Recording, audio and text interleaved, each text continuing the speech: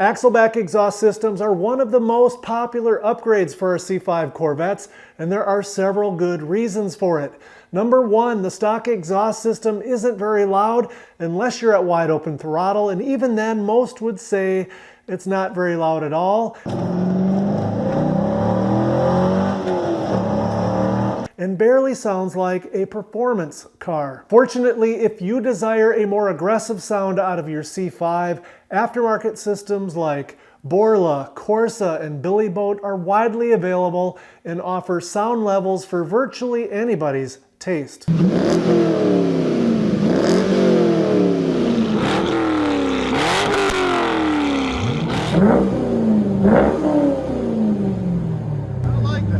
Or if you prefer to keep your non-Z06 C5 all General Motors, a lot of guys opt to purchase a used C5 Z06 titanium exhaust system from the used market, which is a little bit louder than the regular C5 exhaust, and as a benefit it shaves quite a bit of weight off of the C5 as compared to the regular stainless steel C5 exhaust. The second reason a lot of guys choose to upgrade the stock C5 axleback on their car is because it utilizes a relatively small quad tip design, and the tips are actually rather oval.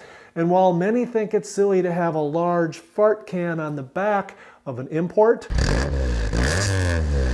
a lot of guys think that the stock C5 tips are relatively small and way too understated for the performance that the C5 Corvette is able to deliver. And that's why virtually every aftermarket exhaust system available for the C5 utilizes much larger tubing for a much more aggressive look. The third main reason for the popularity of aftermarket axleback systems for our C5 has to do with the ease of installation. Now, you do need to put the C5 up on a lift to be able to get the stock axleback off, but other than that specific requirement, a good mechanic should be able to install an aftermarket axleback in a little bit more than an hour. And as a bonus, once that axleback exhaust system is installed, generally speaking, no additional tuning is necessary, and that's a good thing. The fourth reason a lot of guys like to upgrade their axleback exhaust systems is for the possibility of picking up a little bit of extra horsepower. Now,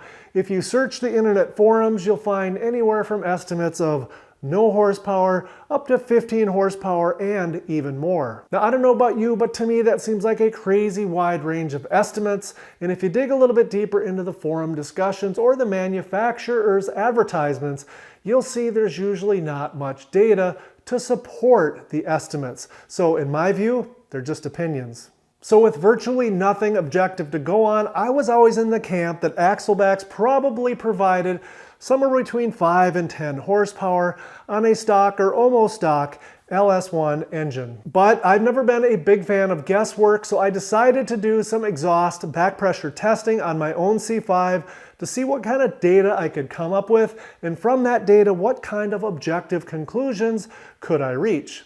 And here's what I found. Toys for life. The C5 Corvette's pumping out over 600 horsepower, and it's doing it on a bone stock exhaust. Conventional wisdom tells us that's killing a lot of horsepower. So we're going to test the exhaust back pressure and find out. It is a fact that in an internal combustion engine, horsepower is made by air coming into the engine, being mixed with fuel and ignited, which pushes the piston down and ultimately rotates the crankshaft. Then the burnt mixture of exhaust gases is pushed out of the cylinder and into the exhaust system, or if you happen to have a good tuned header setup, it might be scavenged or pulled out of the cylinder. You can increase your engine's horsepower output by modifying it in such a way to allow more air to enter into the engine, and or by making it easier for those exhaust gases to get out of the engine. So here's a view of the C5 from the top looking down. Up front, of course, you've got the mighty LS1, and then there's a true dual exhaust feeding back to a pup cat on each side, followed by a catalytic converter, the H-pipe, and of course at the back, the mufflers. First step is drilling a small hole between the exhaust manifold and the pup cat. Then we're going to install a pressure gauge with a copper line so we can measure the back pressure. First step is to center punch, where we're going to drill the hole. Using a tap, make some threads, install the first fitting with a copper washer, and the next is an adapter, followed by the copper line itself. Then we're going to run the line, securing it and running it up the side of the car. I've got it in some protective tubing so it won't scratch the paint. And the gauge is taped to the window so I can look at it from the passenger seat. Alright, first test up to 4,000 RPMs. And in slow motion, we've got a peak of 5.5 pounds per square inch. Next test up to 5,000 RPMs. And in slow motion, it peaks out at about 10 pounds per square inch. So let's run it up to 6,500 RPMs, and it maxes out early at 10, so we probably have about 15 pounds per square inch. So what does 10 to 15 pounds per square inch of back pressure tell us? According to the late great John Lingenfelter, numbers above 5 pounds per square inch of back pressure are typically worth investigating in the search for more horsepower. Since we're at around 3 times that number, clearly more investigation is in order. If money was no object and I was after every last horsepower, then I would go with a set of long tube headers and a dual 3-inch exhaust. So what's the next step in our investigation? Well, for the first test, we had the port in front of the first pup cat, so that 15 pounds is for the entire exhaust system. Now let's move the port to behind the second cat. So that'll be isolating the stock C5 muffler with exhaust mod bypass to see exactly how much back pressure is attributable to the muffler itself. Attaching the pressure gauge behind the catalytic converters is actually easier. I'll just tap into the rear oxygen sensor bung and put this in its place. This is already drilled and tapped to accept the copper pipe going to the pressure gauge. Here you can see where I attached the copper pipe to the rear oxygen sensor bung, taped it to the underside of the floor, and then proceeded up the side of the car, over the roof, to the windshield. First test up to 4,500 RPMs, and it peaks out at 3.5 psi. Second test up to 5,500 RPMs, and it peaks out at about almost 6 psi. Then last up to 6,500 RPM, peaks out at a little over 7 psi. Not too bad, actually. The back pressure tests have proven that the stock exhaust is robbing horsepower. The question is, how much? For help answering that question, let's take a look back at some dyno testing done by Engine Masters in 2016. They took a 620 horsepower engine, ran it through headers and open exhaust, and they got 620 horsepower. They attached a dual 2.5-inch full system with mufflers, no catalytic converters, and they got 601 horsepower.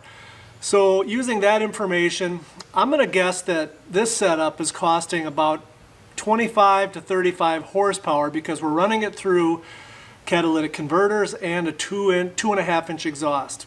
So to try to help this problem out, I've been doing a lot of research, and I came across some articles regarding the 2002 Z06. They got a 20 horsepower bump that year with some cam changes, some intake changes, but they also changed the exhaust system. They got rid of the pup cats, and they got better, more efficient main cats. And the best I can tell from all the reading I did, the cat part of it is probably worth somewhere between 5 and 10 horsepower on a 400 horsepower motor. The supercharged C6 has around 610 at the crank, so I'm thinking those pup cats are probably worth quite a bit more. So next we're going to test a 2002 Z06 style midpipe. It's got the 2 main catalytic converters, no pup cats, and we'll put the test port ahead of the first catalytic converter, so we're getting the back pressure of the whole system at 6,500 RPMs, wide open throttle. So we drop the old midpipe out, put the new 2002 Z06 midpipe in, and we're ready to do some testing ahead of the catalytic converters. We're hoping for that number to be a lot less than the 14 psi we got in the last test. So like we did last time, we've got the copper line run up the side of the car so my trusty assistant can record the wide open throttle pulls. Notice how the needle just briefly touches 10 pounds per square inch. Here's the second pull. Again, notice how it just briefly touches 10 pounds per square inch. Now for comparison, let's take a look at the pull from part 1, from where we tested before the factory pup cat. Notice how it blows past 10 pounds per square inch and stays there for a little while.